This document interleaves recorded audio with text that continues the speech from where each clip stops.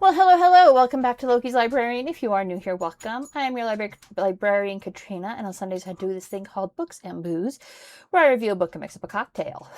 This month I decided to take a look at Japan, starting with this week's book, Bushido, The Soul of Japan, aka Code of the Samurai, by Inazo Nitobe.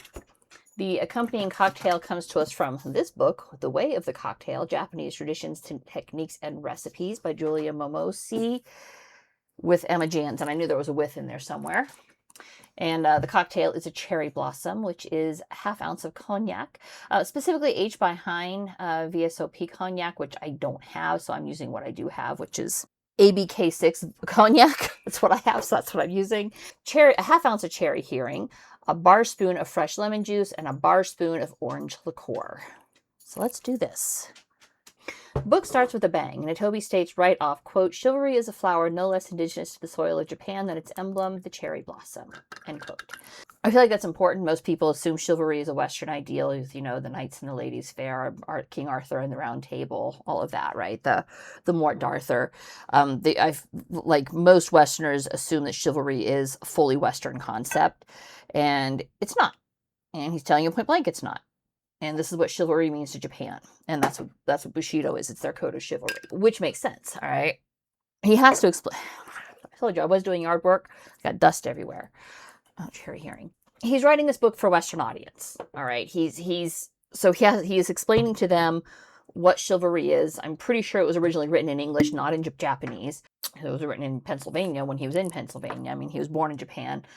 The brief intro on him says he learned to speak English when he was like 9 and was a well-traveled man. Like he was there at the Treaty of Versailles in 1918, whenever Treaty of Versailles was. So well-traveled man, very educated, and he wanted to do his part to introduce Westerners to what it means to be Japanese and to be samurai, okay? So he's writing for a Western audience. If you ever doubt that, please note throughout his work he references Western works of literature and Western history to draw parallels to Japanese culture. So he's trying to introduce Westerners to Japan. It's a little more Cherry Heering than I was supposed to have, but whatever. The book was initially written in 1899. The preface was signed as being in Malvern, Pennsylvania. So this book is to introduce Westerners to what at the time was seen as a largely insular society. I mean, in both senses of the word. It's an island. Insular means island. But it's also an inward-looking perspective. And the book was massively timely in its release. Remember, released in 1899. 5 years later, September 5th, 1905, 6 years, I guess, technically, would see the Treaty of Portsmouth signed in New Hampshire under President Theodore Roosevelt, which officially ended the Russo-Japanese War. And it was that is what made Wilson so keen to jump into the world stage with World War I, was Roosevelt's being this leader on bringing peace to the Eastern Hemisphere, basically. Now, this will be interesting. A bar spoon. I'm going to squeeze it over here so I don't get lemon juice everywhere. A bar spoon of fresh squeezed lemon juice. Oh no. So Bushido is the code of chivalry under which the samurai lived. And Nitobe undertakes to explain... Really? You know, I've opened the Cointreau before. Undertakes to explain to Westerners what chivalry means to Japan. All right. Chivalry, which some people claim is dead in the West, is defined as, and this is me going off book. This isn't in the book because at the time he wrote this, it was assumed everybody knew what chivalry meant. That has fallen more and more by the wayside. So the dictionary definition is 1, the medieval system, principles, and customs of knighthood. Since samurai are the equivalent of the Japanese knight, check. Qualities idealized by knighthood: bravery, courtesy, honor, and gallantry towards women. All right, and any manifestation of these qualities. That's what chivalry is. This is no different. Nitobe explains not the differences between Eastern and Western chivalry, but how the Japanese define chivalry. Let me shake this up. Use my small shaker because there just isn't that much liquid in this one, right? Probably could have doubled the cocktail, to be honest, but oh well.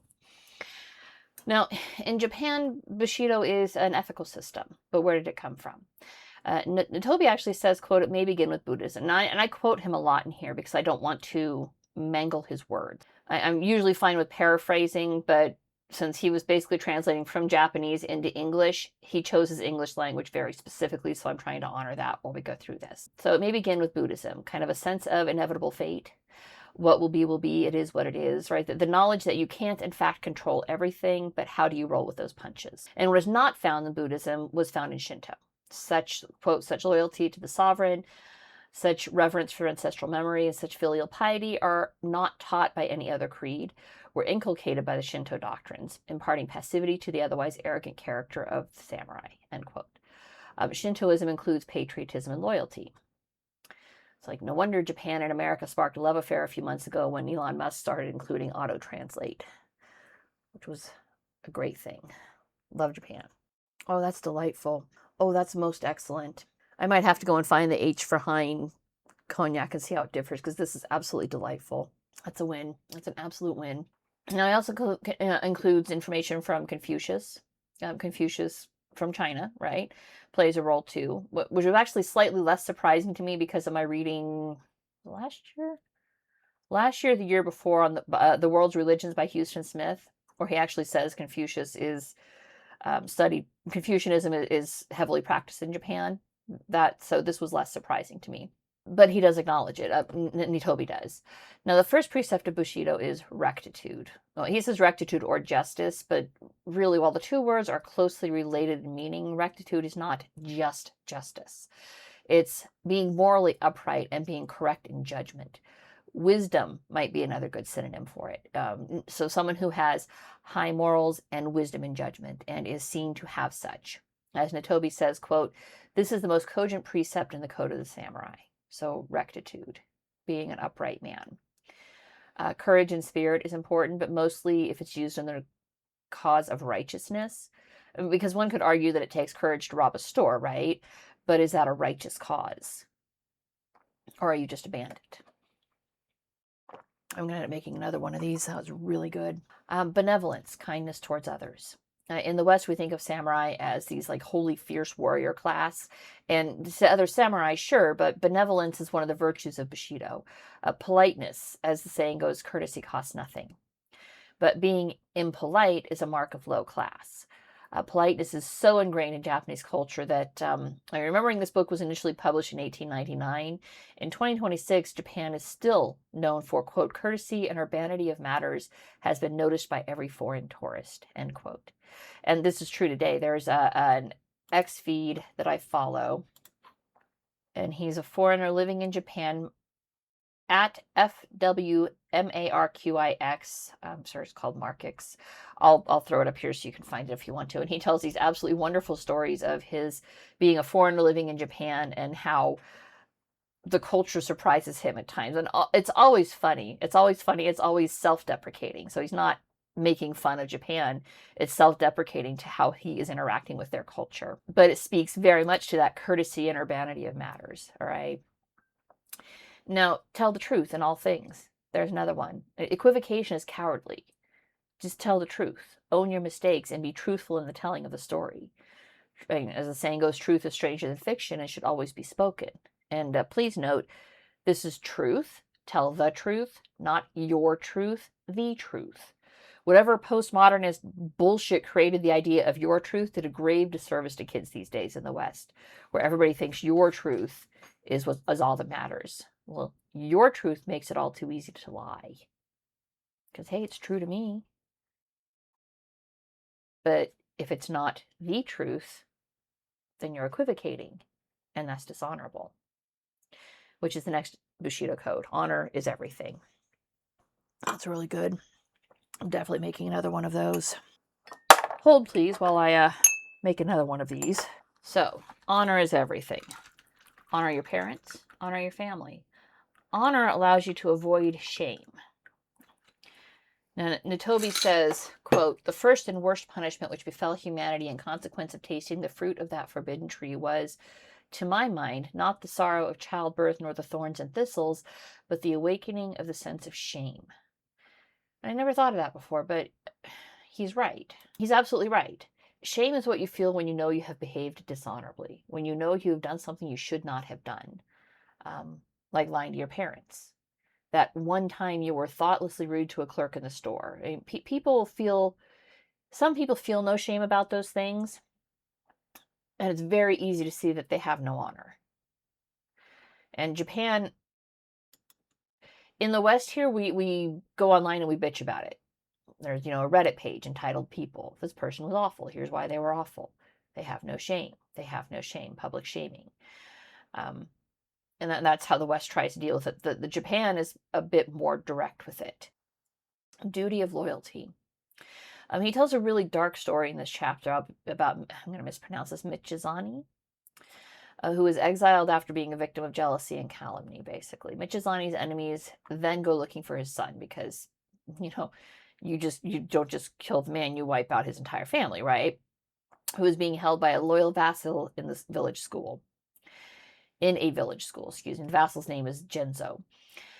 The day comes when the schoolmaster of the village is ordered to produce the head of Michizani's son. And the vassal who is guarding the boy uses his own son as a decoy in loyalty to his master. Now, Nitobe is well aware of how horrifying it is to Western cultures. It's like, what? Genzo, the vassal, sacrificed his own son, cut off his own son's head to save his lord Michizani's son. What? In the Japanese story, Genzo's son was given the choice, and he chose to sacrifice himself. The family decided as a whole, and the sacrifice was accepted. Compare this with the biblical story of Abraham and Isaac. And that's what he does in the book. In Code of the Samurai, he says, look, how is this any different? Perhaps it actually says something about Western culture that we needed a God who was willing to soften and allow a sheep to be sacrificed in the end to save Isaac. In the Japanese, there is no softening.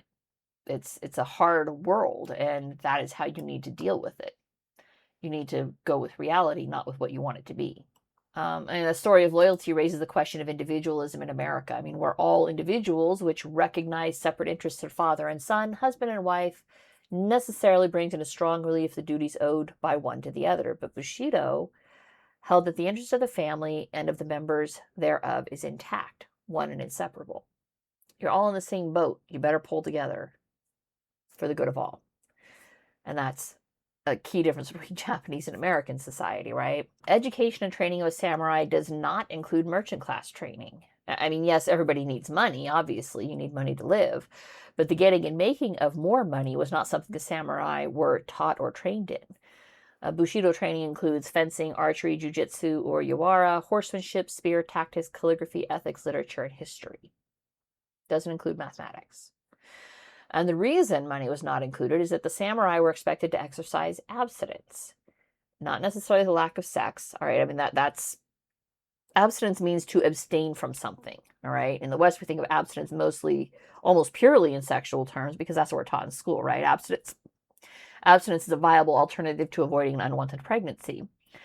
But you can also abstain from excessive spending on luxury goods or books. That was part of the Bushido code. You're expected to be humble and abstain from excess, including excess of purchase. And if you don't have money, it's really easy to abstain from excess, prior to credit cards.